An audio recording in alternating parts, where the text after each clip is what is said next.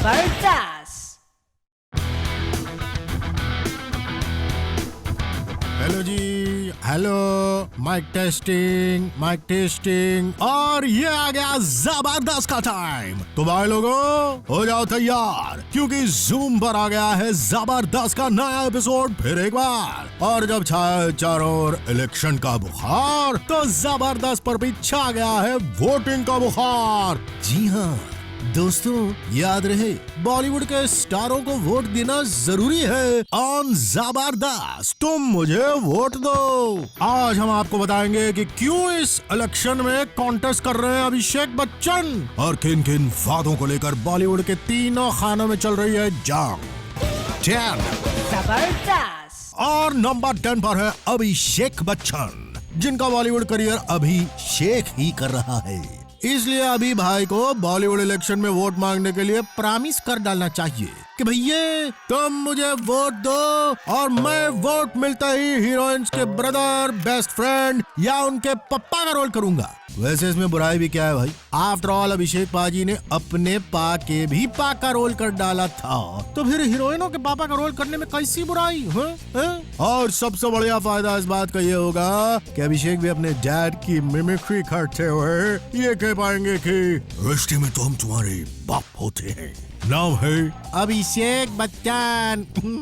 वैसे best friend या भाई के रोल के लिए भी अपना हीरो टोटल फिट है भाई। आफ्टर ऑल उनमें वो भाई साहब वाला लुक है जिसे देखते ही आज से कई साल पहले सुश ने खुश होकर अभी को अपना राखी ब्रदर बना लिया था, ये घोषणा करके कि तुम मुझे वोट दो और मैं तुम्हें अपनी हीरो वाली फिल्मों से आजादी दूंगा। अभिषेक भैया कर दो अनाउंसमेंट, हम आपके साथ हैं। और आप है नंबर 10 पर।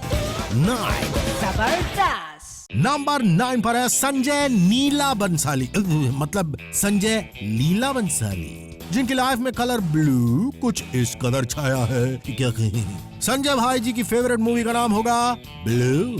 वो फिल्में देखते हैं ब्लू रे पर। उनकी फेवरेट हॉलिडे डेस्टिनेशन होगी बलूचिस्तान। यहाँ तक कि अगर शोले उन्होंने बनाए होते तो उसमें बसंती भी बोलती ब्लू की ये कौन बोला। इसलिए संजय लीला बंसाली को बॉलीवुड इलेक्शंस में ये अनाउंस कर देना चाहिए कि वो अपनी सिंगल कलर टोन वाली मूवीज बनाना बंद करके बाकी रंगों में मूवीज बनाएंगी। और इस नेक काम के लिए वो चाहे तो आमिर खान की कलरफुल मूवीज से इंस्पिरेशन ले सकते हैं। और सबसे आखिर में संजय जी को सेलिना जेटी के कॉन्टैक्ट लेंसेज वाले की शॉप से रंग बिरंगे लेंसेज की शॉपिंग कर लेनी चाहिए, क्योंकि ये लेंसेज पहनने के बाद वो दुनिया को रोज नए नए रंगों में देख पाएंगे।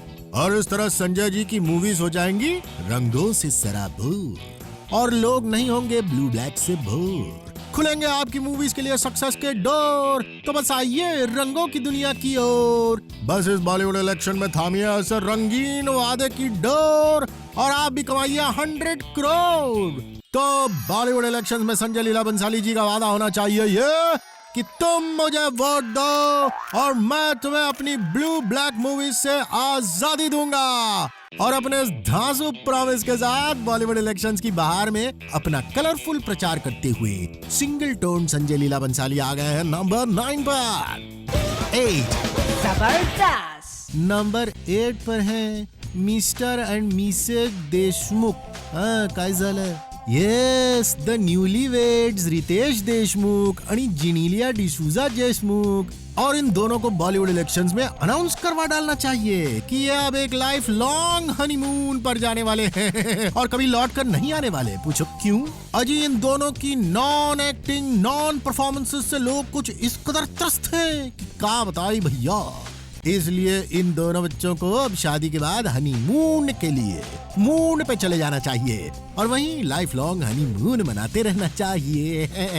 और इन दो महारस्तियों के लिए लाइफ लॉन्ग हनीमून के शुरू होते ही दुनिया वालों को एक साथ अलादीन और लाइफ पार्टनर जैसी खतरनाक मूवी से छुटकारा मिल जाएगा। ये P Time is money and the world has spent enough of its money on your boring movies. और जो आपने शादी करके लोगों को इमोशनल ब्लैकमेल करने की कोशिश की थी अपनी मूवी तेरे नाल लव हो गया के साथ, वो भी बॉक्स ऑफिस पर बहुत ज्यादा रंग नहीं जमा पाई। तो जी रितेश आणि जिनीलिया बस जी कटाओ हनीमून के वास्ते मून का टिकट जाके नासा और बंद करो करना बॉलीवुड का सत्यानाशा।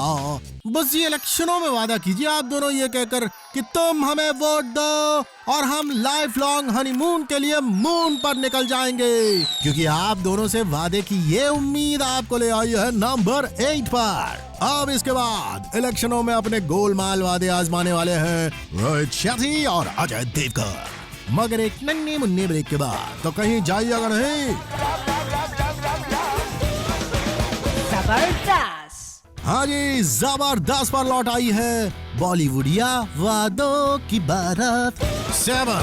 जबरदस्त। नंबर 7 पर है हमेशा साथ साथ रहने वाले अजय देवगन और रोहित शेट्टी, जिनको पिछले कई सालों से बस 2 ही काम है, 2-4 दर्जन कार्स उड़ा डालना और पीजेस पे पीजेस मार मार के गोलमाल सीरीज की मूवीज बनाते रहना। अरे 1-2 मूवीज के पीजेस लोगों को क्या जम गए, आप दोनों तो बस लोगों के पीजे ही पड़ गए। अब कहने का मतलब है पीछे ही पड़ गए। तो बॉलीवुड इलेक्शंस की इस पावन घड़ी में अजय और रोहित को अनाउंस करना चाहिए कि अब वो बस एक गोलमाल मूवी और बनाएंगे जिसका नाम होगा गोलमाल एंड्स। और बस जी उसके बाद इस सीरीज में कोई मूवी नहीं बनाएंगे।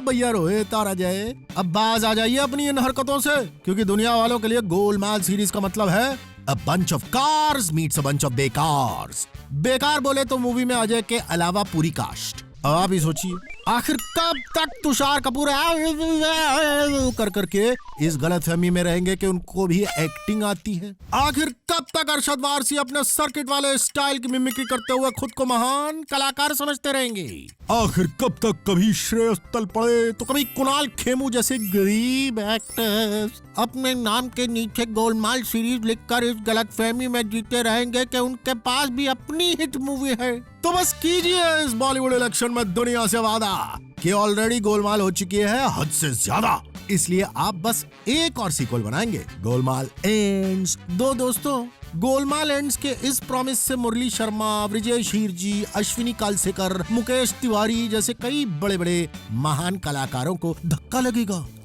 लेकिन जिस काम से दुनिया का भला होता हो उसके लिए 2-4 महान एक्टर्स को हुई जरा सी असुविधा के लिए आप लोग सॉरी फॉर द इनकन्वीनियंस बोलकर काम चला सकते हैं। यस, क्योंकि आपका ये महान प्रॉमिस बॉलीवुड इलेक्शंस की इस लिस्ट में आपको ले आया है नंबर 7 पर 6। जबरदस्त। और नंबर 6 पर है कन्याकुमारी, महाफेमस नारी जिनको अवार्ड शोज पे अवार्ड शोज करने की बीमारी और उससे भी ज्यादा ऑफ स्क्रीन रोमांसेस से चर्चा में बने रहने की बीमारी। क्यों भाई प्रियंका जी, कुछ गलत तो नहीं कहा? आप बॉलीवुड क्या यही सब करने आई थी? आप यहाँ आई थी हीरोइन बनने, एक्टिंग करने, मगर जरा देखिए आप एक्टिंग के साथ और भी बहुत कुछ करने में लगी हुई हैं। यहाँ तक कि गाना गाने का भी फितूर आप पर ऐसे सवार है जैसे कभी हिमेश भाई के सर पर टोपियां सवार रहा करती थी, याद है? और मैडम ये शो होस्टिंग के काम में आप इतनी बिजी काहे रहती हैं? अजी ये काम तो नॉर्मली वो कन्याएं करती हैं जिनको टीवी पर आने का शौक होता है, या फिर वो एक्टर्स करते हैं जिनके पास कोई काम नहीं होता, जैसे कि श्रेयस तलपड़े, अरशद वारसी। वैसे भी अवार्ड शो करके आपको क्या मिलना है? सोचिए सिवाय थोड़ी पब्लिसिटी के कुछ भी नहीं। तो मैडम ये सारी एक्स्ट्रा करिकुलर एक्टिविटीज छोड़ के जनता को वचन देने की कोशिश कीजिए कि तुम मुझे वोट दो और मैं ये सारी हरकतें जैसे कि अवार्ड शोज होस्ट करना, अलेजेड लिंकअप से लेकर इश्क के झूले पे झूलना, गाना गाने की कोशिश में अपने एक्टिंग करियर की नाव डुबाने की कोशिश एक्सेट्रा नहीं करूंगी। अजी मैडम कुछ सीखिए हिमेश भाई से। म्यूजिक को ठा बाय बाय बोल के एक्टिंग करने निकले थे और हाथ में लेकर वापस आ गए अरे अपने टूटे हुए सपने, और क्या। और आप तो माशाल्लाह अपनी बदलती न्यूज की वजह से बड़ी समझदार टाइप की कन्या लगती है। तो बस बॉलीवुड इलेक्शंस में ये अपील कर दीजिए और इसी के साथ आ जाइए जबरदस्त के इस काउंटडाउन में नंबर 6 पर 5। जबरदस्त। और नंबर 5 पर वोट मांगते नजर आ रहे हैं जॉन इब्राहिम मियां, जिन्होंने दुनिया के पुराने अंधविश्वास को तोड़ते हुए ये प्रूव कर दिया है कि मॉडल्स अकल से पैदल नहीं होते, भैया अपने अकलमंद जॉन साहब बन गए हैं प्रोड्यूसर, क्या समझे? और बतौर प्रोड्यूसर उनकी फर्स्ट मूवी का नाम है विक्की डोनर। अद्भुत नाम, और उससे भी अद्भुत है जॉन भैया का वो लुभावना वादा जो उनको जिता सकता है बॉलीवुड इलेक्शन। और बहनों और भाइयों, वादा जॉन पाजी ने ये किया है कि वो इस मूवी में एक्टिंग नहीं करेंगे। वैसे तो वो किसी भी मूवी में एक्टिंग नहीं करते लेकिन यहाँ एक्टिंग का मतलब है कि वो फिल्म में नजर तलक नहीं आएंगे। उई मां। इन शॉर्ट, बाकी एक्टरों की भांति जॉन बबुआ अपनी पहली मूवी में खुद हीरो बनने की कोशिश भी नहीं करेंगे। पूछो क्यों? अरे इसमें पूछने वाली बात क्या है? अपनी एक्टिंग के नाम पे प्रोड्यूसरों के करोड़ों डुबा चुके जॉन बाबू अपनी बैड एक्टिंग की मेहनत से कमाए पैसों को खुद पर नहीं लुटाना चाहते। इसलिए बॉलीवुड इलेक्शन में उनका नारा है कि अपने प्रोडक्शन की पहली फिल्म में वो नजर भी नहीं आना चाहेंगे। स्मार्ट बॉय, मतलब खुद जॉन बाबू को यकीन है कि उनकी एक्टिंग क्वालिटी कंटेंट नहीं है और उनको अपनी एक्टिंग पर भी भरोसा नहीं। भाई दर्शक बोल बोल के मर गए कि एक्टिंग मत करो, लेकिन उनकी आपने कभी नहीं सुनी। अब जब अपनी पॉकेट से मनी लग रही है तो अकल ठिकाने आई गए बबुआ जी के। और जॉन के इस क्रांतिकारी कदम का एक और फायदा है कि किसी तरह अगर विक्की डोनर नाम की मूवी चल पड़ी तो वो इस फिल्म से आने वाली सारी इनकम एक्सप्रेशनलेस हीरोज के लिए एक नई चैरिटी खोलने में लगा सकते हैं, ताकि उनके जैसे कई एक्सप्रेशंस के मारे हीरोज का भी भला हो सके। और इस तरह जॉन साहब एक्टिंग न करने के अपने इस वादे के साथ आ गए हैं नंबर 5 पर 4 जबरदस्त। और नंबर 4 पर गर्म है रूमर्स का बाजार। और इस गर्म रूमर बाजार को गर्म करने के मेन कल्प्रिट्स बॉलीवुड की 3 हॉटीज। ये 3 देवियां हैं, बेबो उर्फ करीना, दीपिका पादुकोण एंड आसियान।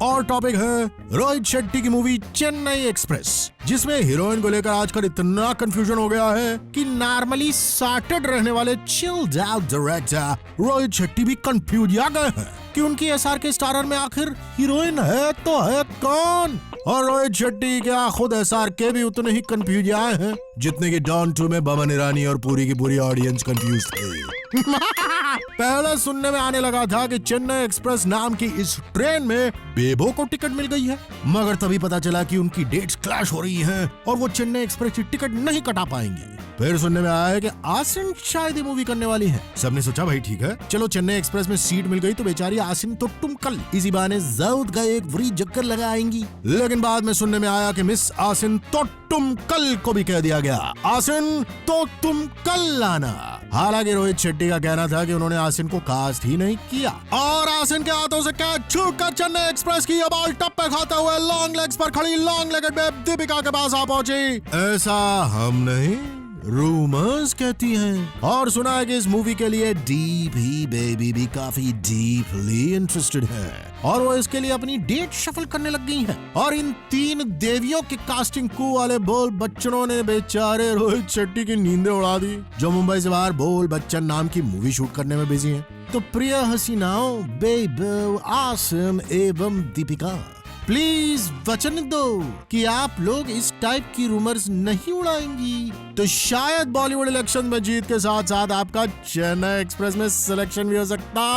वैसे रोहित पाजी ने मूवी का नाम एकदम क्रैक रखा है जी, चेन्नई एक्सप्रेस। वाकई में इसकी वजह से किसी को चैन नहीं है और रूमर्स के चुनावी वायदे ले आए हैं बेबो, आसिन, दीपिका को नंबर 4 पर। और अब हमारे इलेक्शन स्पेशल में टॉप की पोजीशन के लिए आपस में गुत्थम गुत्था है तीनों के तीनों खान। नहीं भाई, हम जायद, फरदीन और सैफ की बात नहीं कर रहे, ये तो अपने 3 सुपरस्टार खान हैं, दबंग खान, रावण खान और परफेक्शनिस्ट खान। जबरदस्त। हाँ जी, वेलकम टू जबरदस्त का तुम मुझे वोट दो स्पेशल 3। जबरदस्त। परफेक्शन सम्राट आमिर खान, जिनका इलेक्शन प्रॉमिस होना चाहिए कि वो परफेक्शन के परसेप्शन में पड़कर साल में, कभी 2 साल में एक ही मूवी करने की अपनी जिद पर काबू करके ज्यादा मूवीज में नजर आएंगे। कस जब तक उनकी मूवी आती है लोग ये तक भूल जाते हैं कि आमिर खान आखिर दिखते कैसे हैं। इसके पीछे एक रीजन हर मूवी के लिए उनके बदलते गेटअप्स भी हैं।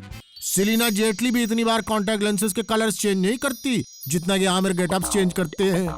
अब आमिर की इन डिलेड और कम मूवीज के पीछे उनका परफेक्शन है या उनका आलस है, ये तो आमिर ही जाने। लेकिन उनकी मूवीज की गिनती इतनी कम होने की वजह से सुना है आजकल एनिमल वेलफेयर वाले उनको रेयर स्पीशीज में शामिल करने की बातें करने लग गए हैं। कहाँ एक तरफ अक्षय कुमार जैसे स्टार्स हैं जिनको लाख समझाने पर भी वो साल में दर्जन आधा दर्जन मूवीज निकाल डालते हैं, और कहाँ आमिर पाजी है कि डिमांड कर कर के थक चुकी जनता की सुने बिना साल भर में एक ही पिक्चर करते हैं। वादा कीजिए कि आप परफेक्शन के चक्कर में ना पड़ते हुए अब साल में एक से ज्यादा मूवीज करेंगे प्लीज। और ये चुनावी वादा आमिर को ले आया है जबरदस्त के नंबर 3 स्लॉट पर।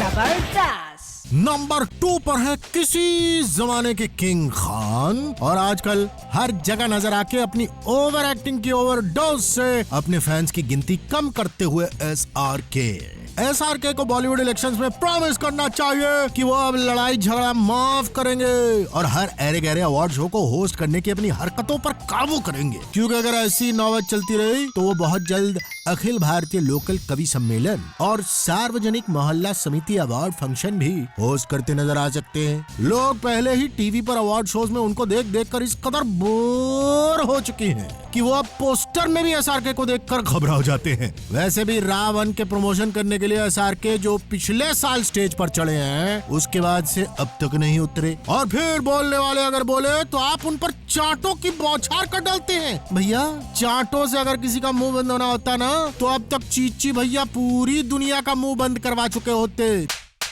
तो प्लीज चार्टों और अवार्ड से बनाइए एक सेफ डिस्टेंस और कोशिश कीजिए ज्यादा से ज्यादा मूवीज करने की।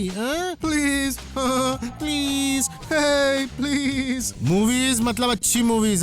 तो आप कीजिए प्रॉमिस कि आप फालतू के काम छोड़ के करेंगे अच्छी मूवीज, और आपका यह वादा आपको वोट दिलाकर ले आएगा जबरदस्त पर नंबर 2 के स्पॉट पर। जरा देख लें अब तक के वायदों की लिस्ट। अभिषेक बच्चन का वायदा कि वो सिर्फ हीरोइन के भाई या बेस्ट फ्रेंड टाइप के रोल करेंगे। ऑन नंबर 10 लाइफ में नए कलर्स लाने का वादा करते Sanjay Leela Bhansali. On number 9 number 8 पर लाइफ लॉन्ग हनीमून पर जाकर बॉलीवुड को राहत पहुंचाने वाली न्यू कपल मिस्टर आणि मिसेज देशमुख। नंबर 7 पर गोलमाल का लास्ट सीक्वल बनाने के वादे के साथ Rohit Shetty and Ajay Devgan. Award shows और रोमांस से दूरी बना के ऑन स्क्रीन रोमांस पर ध्यान लगाने का प्रॉमिस करती पिगी चॉप्स। नंबर 6 पर अपनी ही मूवी में एक्टिंग ना करने का महान प्रॉमिस करके जॉन इब्राहिम आ गए हैं नंबर 5 पर। 3 हॉटीज बेबो आसिन एंड दीपिका और उनके रूमर से दूरी बनाने की प्रॉमिस नंबर 4 पर। आमिर का वादा कि वो करेंगे साल में एक से ज्यादा मूवीज है नंबर 3 पर। थप्पड़ और अवार्ड शो से दूरी बना के रोमांटिक फिल्म्स में दिल लगाने की कोशिश करने का एसआरके का प्रॉमिस नंबर 2 पर।